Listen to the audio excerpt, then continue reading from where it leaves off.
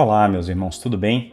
Vamos hoje dar continuidade ao nosso estudo do livro de Juízes, capítulo 8. Vamos começar com a oração. Senhor, nosso Deus e amado Pai, em nome de Jesus te agradecemos por mais um dia, Pai, pela oportunidade que temos de aprendermos da Tua palavra, da Tua verdade, e que possamos, Pai, ter não só entendimento, discernimento, mas também disposição para colocar em prática tudo quanto temos aprendido. Em todas as coisas, venha teu nome ser glorificado. Te oramos e agradecemos em nome de Jesus. Amém. Meus irmãos, capítulo 8. E hoje eu quero que você pense no seguinte: você cumpre o que promete ou a sua memória é curta? Hoje a gente vai ver justamente isso no capítulo 8 do livro de Juízes. A gente estava vendo que Gideão, com seus 300 homens, cada um permaneceu no seu lugar e eles praticamente desbarataram aquele exército midianita. E aí agora a gente vai ver o que sucedeu após esse primeiro momento. Então a batalha ali foi vencida, mas ainda tinha uma guerra, porque muitos deles fugiram. E é isso que a gente vai ver, né? No final do capítulo 7, a gente vê literalmente essa fuga dos midianitas, mas eles sendo perseguidos.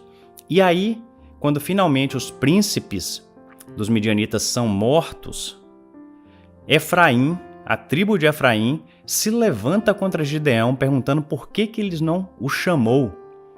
E aí Gideão, claro, usa de muita sabedoria para apaziguar a situação, mostrando que justamente por que você está me questionando se Deus entregou em vossas mãos os príncipes dos midianitas.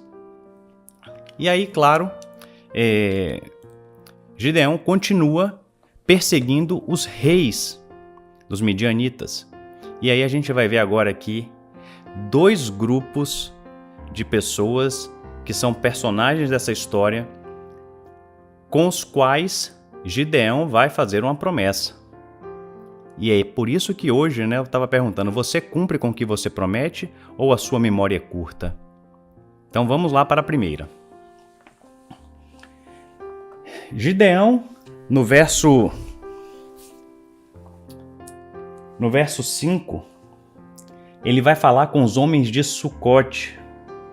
Dai, peço-vos, alguns pães para que estes que me seguem, pois estão cansados, e eu vou em calço de Zeba e Salmuna, rei dos midianitas. Então ele estava pedindo alimento para os seus homens, para aqueles 300 homens.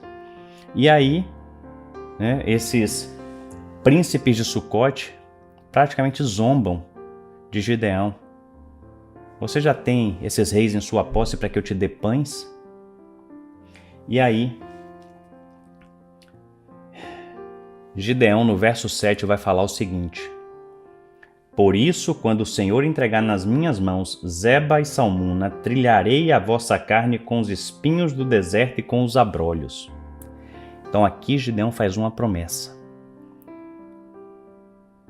E claro, ele já sabia que os reis dos midianitas iriam ser entregues a ele. Afinal, foi o que Deus já tinha revelado e confirmado para ele. E ele continua, porque agora ele vai se deparar com os homens de Penuel. E aí, mais uma vez, ele pede a mesma coisa, e estes de Penuel lhe responderam como os homens de Sucote lhe haviam respondido. Ou seja, também fizeram descaso de Gideão. E no verso 9, Gideão vai falar: pelo que também falou aos homens de Penuel, dizendo, quando eu voltar em paz, derribarei esta torre. Então, duas promessas fez Gideão. Uma para os príncipes de Sucote, outra para os homens de Penuel.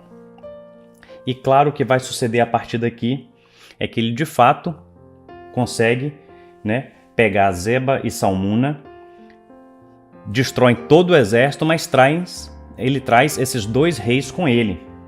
E aí ele cumpre o que ele promete.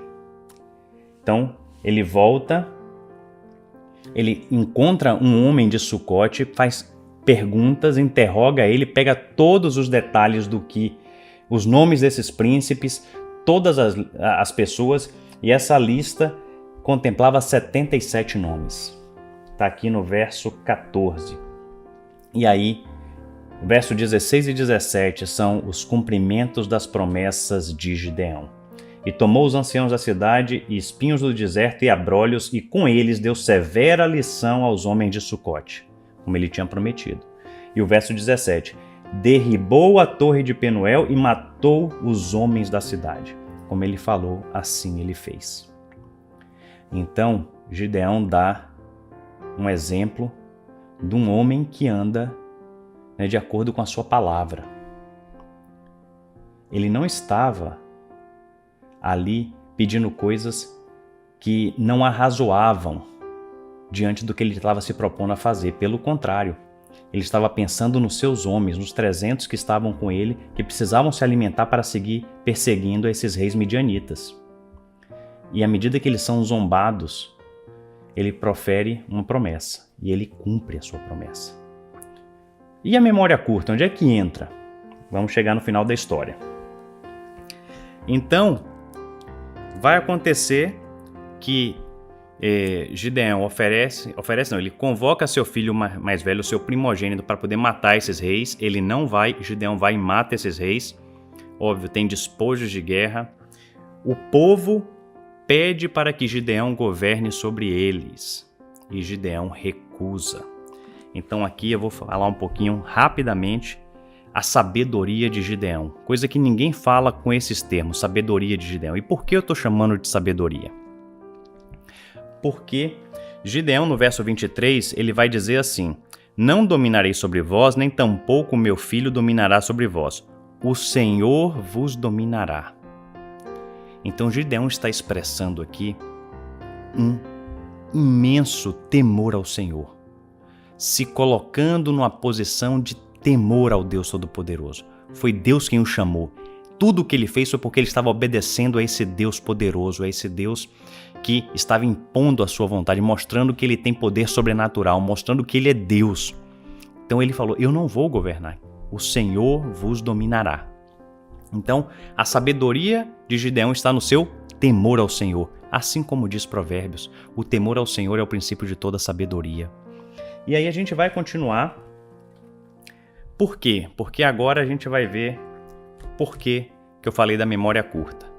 E antes da gente fechar com a memória curta, uma pequena inferência aqui. Gideão, vamos chamar assim de uma forma muito inocente, ele fala assim: eu não vou governar sobre vós, mas eu quero fazer um pedido, que vocês me deem as argolas de ouro dos despojos. E com essa riqueza em ouro, ele usa todo o peso que ele arrecadou em argolas e ouro para construir uma estátua, no formato de uma estola sacerdotal. E aqui a gente vai ver, verso 27, desse peso fez Gideão uma estola sacerdotal e a pôs na sua cidade, em Ofra, e todo Israel se prostituiu ali após ela.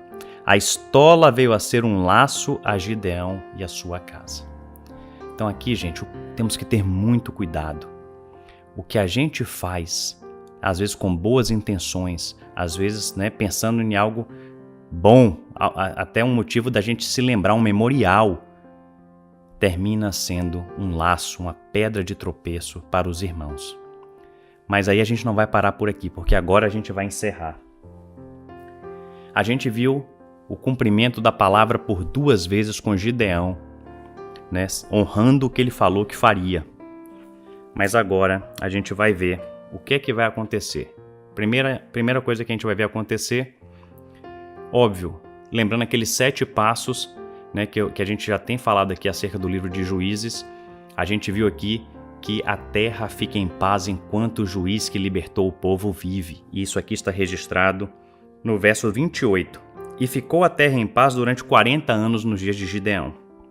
E aí começa agora aqui a inserir um relacionamento que Gideão teve com uma concubina e começa a falar de Abimeleque, porque vai ser a próxima história que a gente vai ver. Mas vai chegar no verso 33 e vai falar da morte de Gideão. Uma vez que fala da morte de Gideão, olha só, verso 33. Morto Gideão, tornaram a prostituir-se os filhos de Israel após os Baalins e puseram Baal-berite por Deus. Os filhos de Israel não se lembraram do Senhor, seu Deus, que os livrara do poder de todos os seus inimigos ao redor, nem usaram da benevolência com a casa de Jerubaal, a saber, Gideão, segundo todo o bem que ele fizera a Israel. E é aqui que a gente vai encerrar, porque a grande pergunta é: a sua memória está sendo curta, como a dos israelitas que se prostituíram após Baal e esqueceram de todo o bem que fez o Senhor? Esqueceu de todo o bem que Gideão fez ao povo? Você tem sido rápido para esquecer as vitórias que Deus tem dado na sua vida? Ou você consegue exercitar o trazer à memória aquilo que te dá esperança? Que esse possa ser o nosso objetivo hoje. Todas as vezes que dermos a nossa palavra, que possamos cumprir e assim honrarmos o nome do Senhor a quem servimos.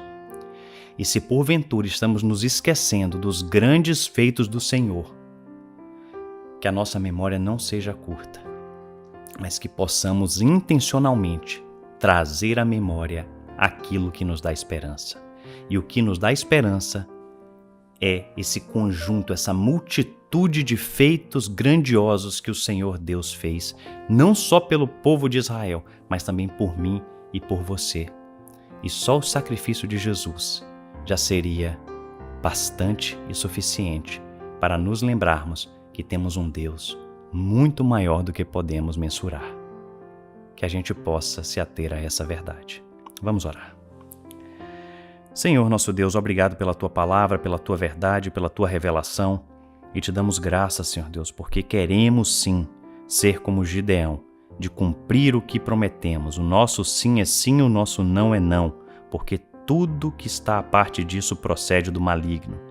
Queremos também, Senhor Deus, não termos memória curta, mas estarmos em constante exercício de trazer à memória aquilo que nos dá esperança. Sela-nos, Pai, com Teu Santo Espírito. Blinda nossa mente, mantenha cativa o Senhor Jesus e que possamos andar e viver de acordo com a Tua palavra e a Tua verdade.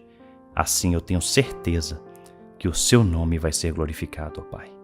Te oramos e agradecemos em nome do Pai, do Filho e do Espírito Santo. Amém. Meus irmãos, muito obrigado pela sua companhia e até o nosso próximo encontro com a palavra.